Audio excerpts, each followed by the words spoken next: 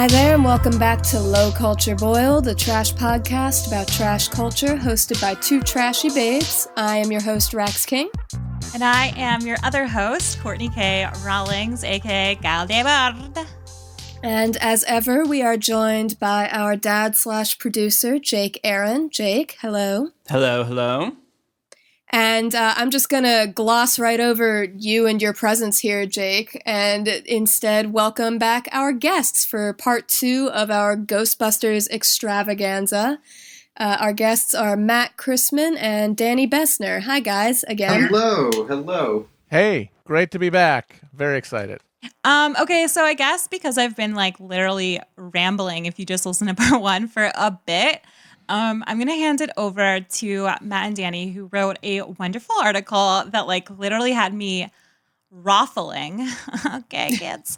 Slimer on Coke, Muncher on Zoloft, found on Jacobin.com, where they kind of why don't you guys kind of explain what's going on in the article? And then I have a few questions before I introduce my own grand theory. Well, I actually have a question, Matt, for you, because you really made this a thing. So I just want to know, what do you think made Muncher a meme? So Muncher, just for people who don't know, just big blobbish ghosts. We wrote in the article, looks like they've become carbuncular with tumors, and that's sort of this depressing thing. But the interesting thing about it, almost we talked about in the first episode, how it relates to Slimer. But why do you think it became such a meme? Why this particular thing? Because I think it has a lot to do with nostalgia and the place that IP plays in our culture. But I'm wondering, why did you find it so compelling?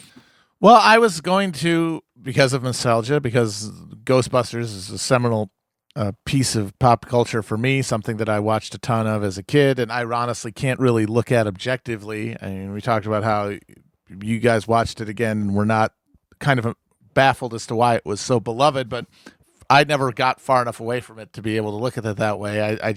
I will always remember my childhood memories of watching it when I see it, so I'll always enjoy it that way. So I can't really look at it with any kind of objectivity. So anything with Ghostbusters is certainly going to get my attention. But the real thing that made, for me anyway, Muncher speak was just the misery, the brutal misery in his eyes. He's Slimer has big eyes, big wide open eyes. He's got a big open mouth.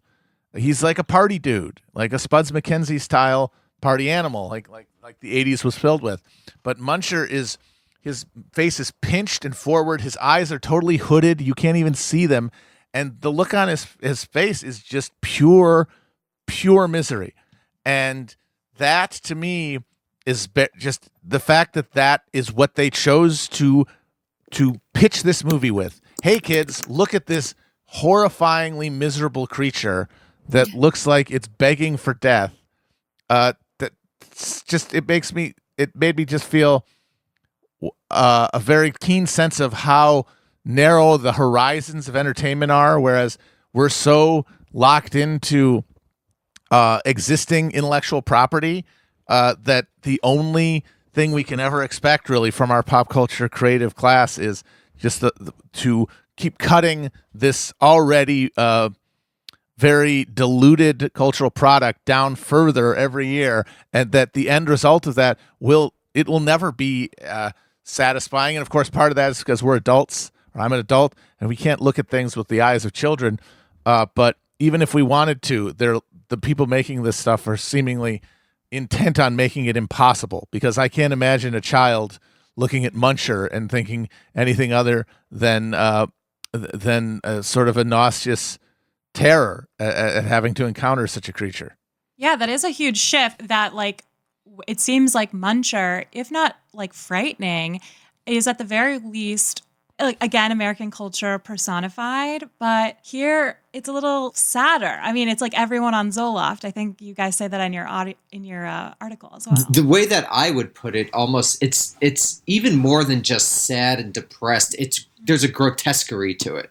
And I think that's what really has made the Muncher meme so successful. If you really look at it, sort of the grotesque way he looks downward and that his cheeks are expanded, and the way that the wrinkles are situated is, it reminds me a lot of sort of 1920s German expressionism, like this post World War One sort of like Otto Dixian grotesquerie, where like people don't look like human beings, but it's the fact that they are exaggerated in feature that it allows for that truly grotesque elements of human existence to flourish. And I think that's true with Muncher. And just to bring in the historical point, like Matt was saying, it's interesting that a lot of the icons, like you could see Spud McKenzie, or sort of a lot of the teen movies of the 1980s, like Revenge of the Nerds or Bart Simpson to some degree, how they're really all of these party dudes, these party animals. And that figure has just totally disappeared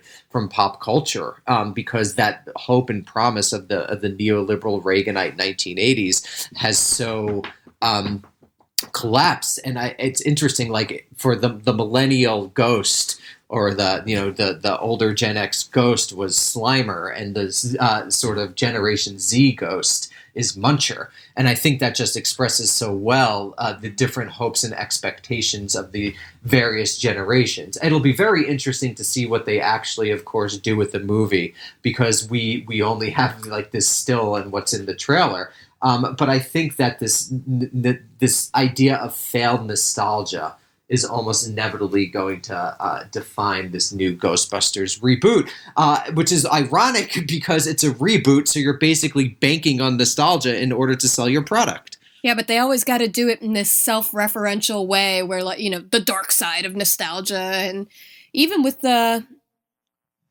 think that dark side thing does speak to some of why, you can't have these party guy characters anymore. If you're gonna show some kind of letting the good times roll figure, you got to show the dark side of that as well. Otherwise, people feel like it's irresponsible, I think.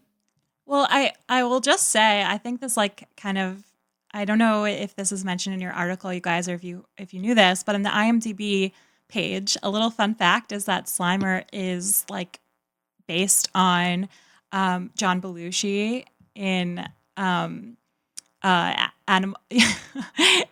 House. Just in life, like I think.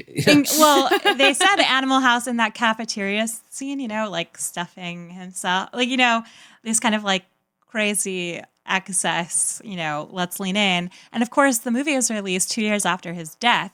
The party monster, even after Slimer is dead, but we can still celebrate John Belushi because he was a party monster, because he was a party animal.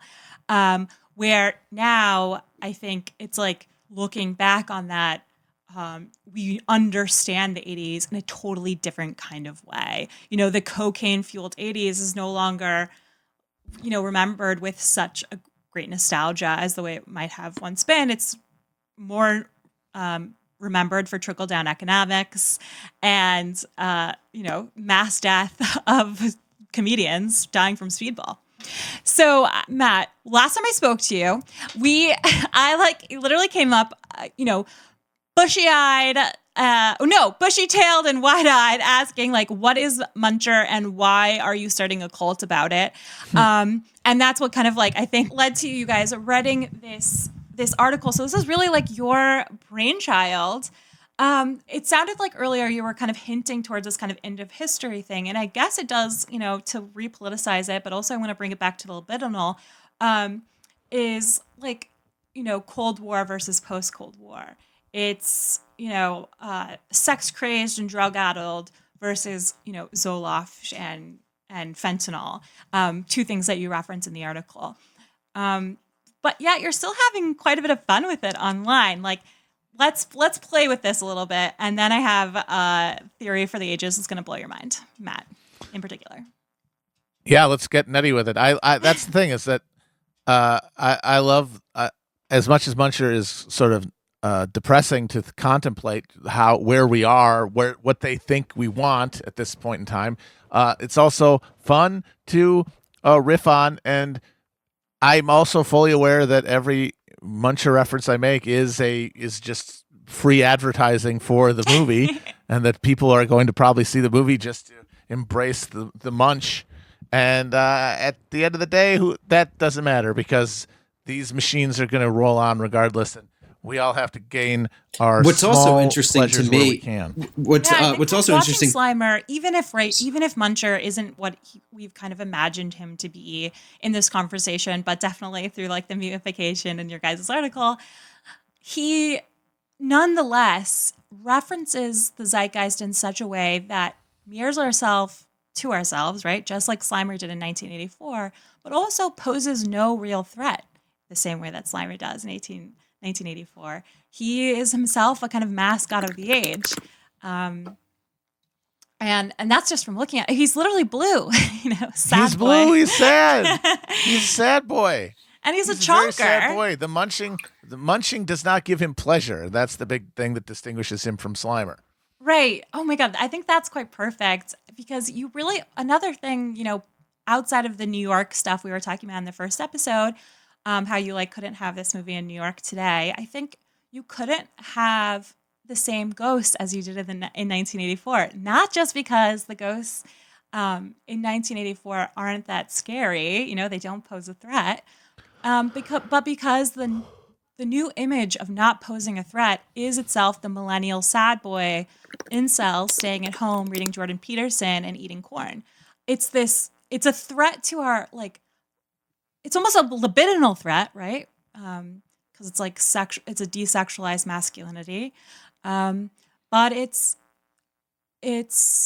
like more. I don't know. I don't want to sound too grad school, like almost like more metaphorical, and so we can look at ourselves in the mirror without being afraid, but also like it gives us an opportunity to do something dumb like this, like make a podcast of it, which I think is kind of echoed in the first Ghostbusters, and which couldn't be recreated in Lady Ghostbusters.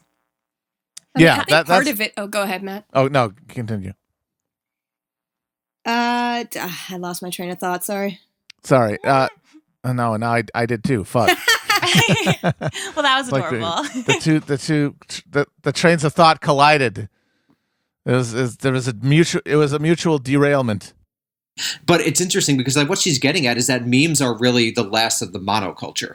And I think that's a really interesting thing because I think Game of Thrones is really, I think this isn't an original insight, but clearly that's going to be one of the last few TV shows where everyone comes together. And so one of the only places where people are able to sort of do this playful water cooler talk is over memes. And I think that you're really able to see that in terms of the Muncher spread.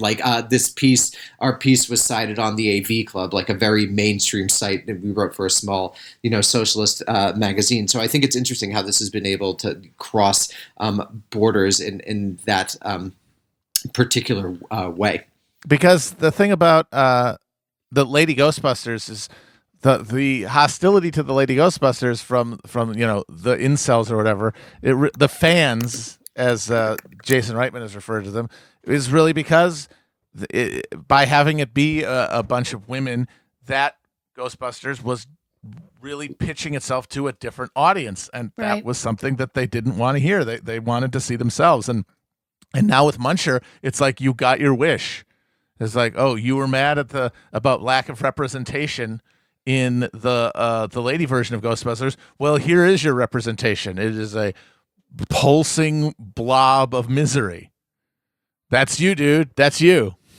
Exactly. And I think the search for recognition is so fundamentally human, and it's just so tragic and alienating that our search for recognition is one found in super mainstream movies by one of the grand monopolies of Hollywood, which are now controlled by about 5 companies, and reflected in such a grotesque way. It's almost like, the powers that be are spitting on us. And I think this is something that, Matt, you added to the article, which is that they're yelling at their own audience. They're humiliating their own audience, which is such a strange thing, but this is what you can do when you're literally one of 5 gigantic entertainment companies. It doesn't even matter anymore. I mean, I think part of it, and this is why everyone keeps just continually churning out this repetitive anger against Martin Scorsese, right? Because he's somebody who has been very publicly saying, hey, there's no need for all movies to look identical, and there's no need for a franchise like Marvel to basically have a monopoly over every new release for the next, 2 decades. Our culture doesn't need to be that way. There can be, theoretically, something for everybody. And that seems like a very reasonable message, and we as a public hate that shit. People are yelling at him like, no, don't give me more choices. I don't want to see more types of things. Show me the same type of thing. Continue remaking Ghostbusters. Don't write new things. And then, the stuff comes out, and we don't like that either. It's really interesting. And I want to ask Matt this because I'm curious what you think. This is we're in the perfect demographic of this. White guys in the 30s and in our 30s and 40s who really drive a lot of this anger and things along those lines. What do you think that anger reflects as someone who spent so much time on the internet? What is that profound anger that people get over these ridiculous pop culture items? I'm gonna start calling Matt Mr. Internet. Sorry, because I think it boils down to that fact that if they are no longer the imagined audience for everything, then they are no longer the subjects of America, because it's a consumer republic, and you are valid, you are meaningful to the degree to which you are a profitable demographic. And if other people are getting pandered to and you aren't, that it's a zero-sum game, and it is a felt sense of obsolescence, which they're absolutely, because they're giant babies and they haven't ever matured and accepted, oh yeah, I am going to get old and die one day, and that I should probably, instead of, I don't know, being on the internet all day, I should probably have a family or something, are very mad about, because they have not accepted that reality. They have not accepted the fact that time moves on, and so they are essentially just raging against their own mortality. Is there a Slimer type character in Lady Ghostbusters? There is Slimer in Lady Ghostbusters. And Lady Slimer. And a Lady Slimer, his girlfriend. Terrible CGI versions. Yeah, really bad CGI, interestingly enough. But I just think that's really interesting what, Matt, you were saying, because it also reflects the internationalization of cinema, where, white guys in their 30s and their 40s are not only not the audience because of various, ID poll sort of pandering to audience by these enormous capitalist corporations, but also because these movies need to do well, particularly in the Chinese markets. And so you have this internationalization of cinema where these not only become for every demographic, marketing demographic in the United States, but literally marketing demographic in the world. And I think that actually, I can't believe I hadn't thought of this. It seems so obvious, but do you guys remember this huge backlash against, I believe her name, the actress, was Kelly Tran in one of the Star Wars movies? And she was there was such vitriol directed at her, and I think she must have been a stand-in for this sort of internationalization of cinema, even on just a subconscious level. And so it's really interesting to me to examine these types of backlashes and the various flows, and particularly the capital flows that they wind up being functions of. And the funny thing is that the Ghostbusters, one of the reasons Lady Ghostbusters wasn't a real hit is that it actually wasn't allowed to film to be shown in China, because they don't allow depictions of ghosts in Chinese cinema. Shut up. Really? Yeah, no ghosts, no time travel. What? Really? Why is that? Is because that they're worried about anti-party? They're worried about it subverting principles of the party and of the materialist world that they try to impose. Well, damn, we are in a Cold War with China. Fucking, there's no alternative. That's crazy. Yeah. Well, no, we won when Lady Ghostbusters plays in Beijing. Oh, amen, and Tiananmen brother. Square. Amen. Yeah, that's. Well, no, someone won. I don't know if we will have won. Yes, there will be a victory of sorts. Are you guys ready? I'm ready. What for I your have theory. To bring? Yeah. Literally, let's I've hear been it. freaking sliming for this. Oh, God. Yeah. I didn't like hearing that. I'm a Lady Ghostbuster. Okay. I wish I had written this out in paragraph form, because I'm about to just spew nonsense. So here I go. Actually, Ghostbusters is Alien Part 2. Okay, that's the beginning. Ghostbusters pure libido, dry humor, and almost irony poisoned like masculinity. Alien, you're following a lady, totally unironized threat to her physical being. There are real stakes. And if she fails, if the people on Nostromo fail, they will not only lose their jobs, but lose their lives. And it's clear that they're living paycheck to paycheck. Here in Ghostbusters, it's only just kind of like gestured to that they were living paycheck to paycheck. But of course, there's another opportunity on the way. 1979? Nope, not here, not now. Both Ghostbusters and Aliens monsters are libidinal in some kind of way, but one inhabits and destroys bodies, right? So Alien is literally births itself out of a human host, while the ghosts in Ghostbusters are annoying at worst and at best kind of like funny, you know? So there's no existential threat.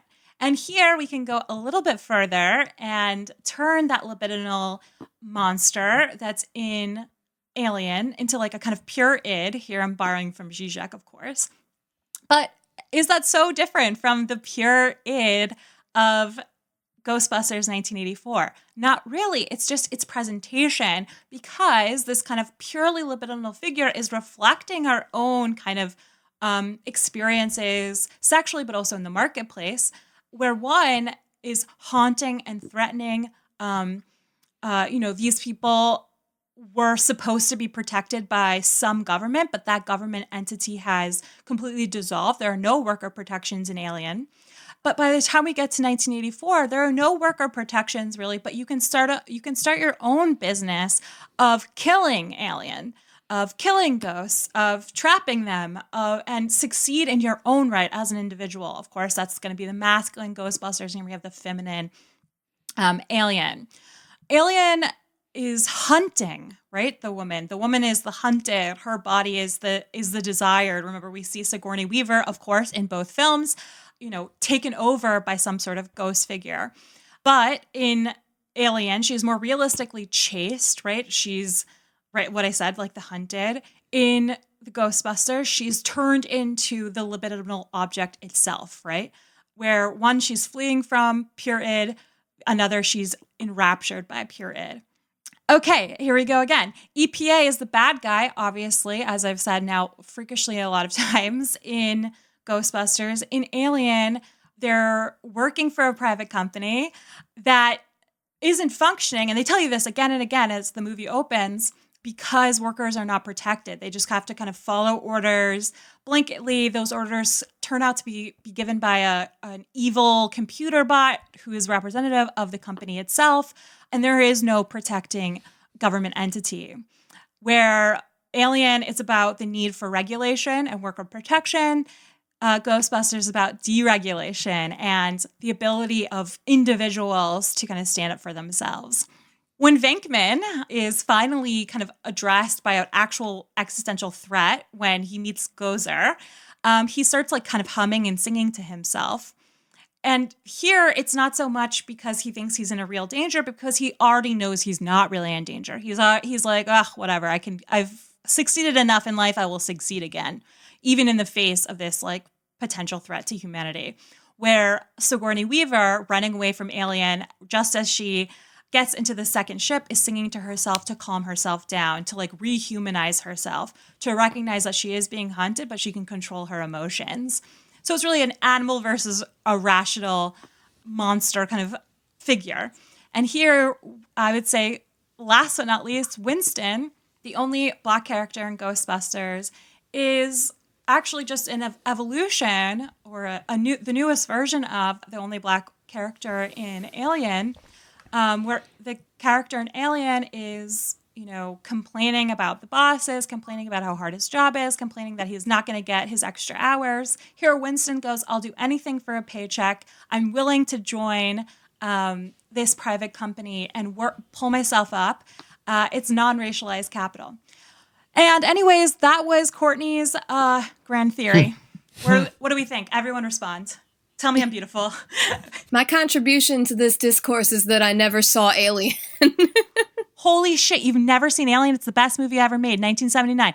Literally best movie in history, in creation. We're going to do an episode on it. Oh, well, I guess I have no choice now, so that I can make sense of the theory that you've just laid down on our heads. I think that makes sense because the promise of becoming a small business owner, the promise of becoming someone who is able to avoid the alienating trap of labor in the absence of solidarity, which is the reality of like the post 70s world, is the only hope, is the only real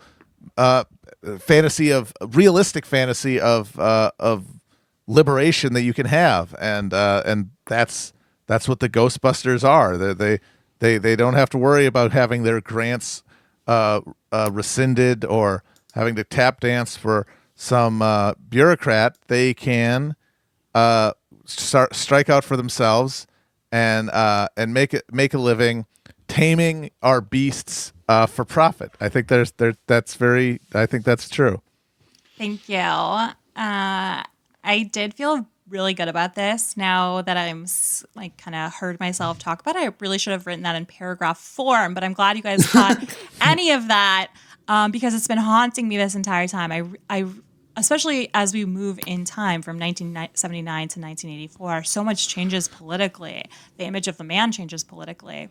The workers in Alien, for instance, are wearing the same kind of costume or like outfits as they are in Ghostbusters, but by the time we get to Ghostbusters, those are mere like references to a once working man, right? Now, Yeah, they don't have to dress like that. Oh yeah, I mean, I think that's specifically. I think in the creation of the movie, the aesthetic, they were originally supposed to be like cops. I think, Matt, is this right? And then they went more like infestation, sort of exterminator. Yeah, I think when they were in the future and they were Ghostbuster franchises all throughout the galaxy, I think it was more like a police force for the paranormal. And then when they scaled it down, they turned them into exterminators, basically. That's an interesting change to make. That's a really big change. And they're driving an old ambulance, which is interesting, right? Yeah, from like the 30s, right? Like one of those old style ambulances. Yeah, that's interesting. They're like curing the city. They're fixing it infestation. And I like that. Did you guys get the Ed Koch reference in the Mayor? I've never gotten any Ed Koch reference. Please outline that for me. Yeah, he's very much an Ed Koch-esque figure, which is sort of this. Yes, a small Jewish man. Yeah, small Jewish man, probably was closeted gay man actually, and sort of ignored the AIDS crisis in New York, but sort of this figure of New York, and I just wanted to emphasize this. Because it's so different from the neoliberal New York of the last 20 years of like Bloomberg era New York. Sort of a guy who came from as someone from New York, I just wanted to talk about the transformation of the city. Someone who came from essentially the political machine of New York City, Jewish ethnic white outer borough New York in the 1980s. Of course, if they said it today, New York would be, obviously build the bungler. But even besides that, you'd have, really it's Bloomberg's New York. So also New York, you could see very, very starkly the transition from the city of the 1980s into the city of financialized capital, which it has essentially become in a total way.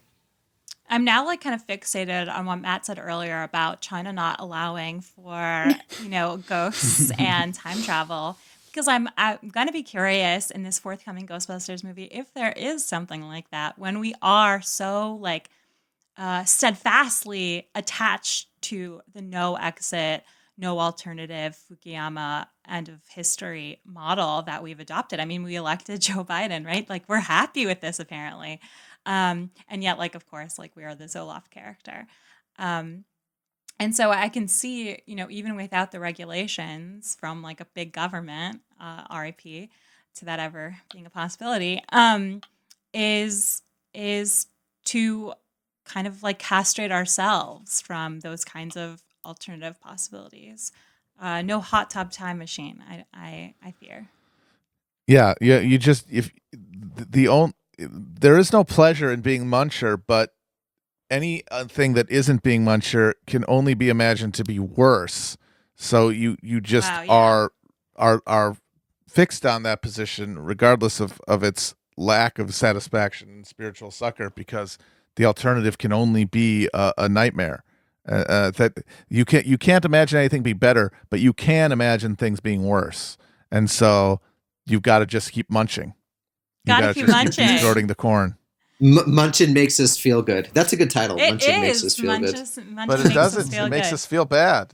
Yeah. Munching makes us feel bad. Then Yes. that's also a good Like title. all Bacchus-like activities, the end result is not the result you felt in the moment, but instead, gluttony or a hangover, something like that.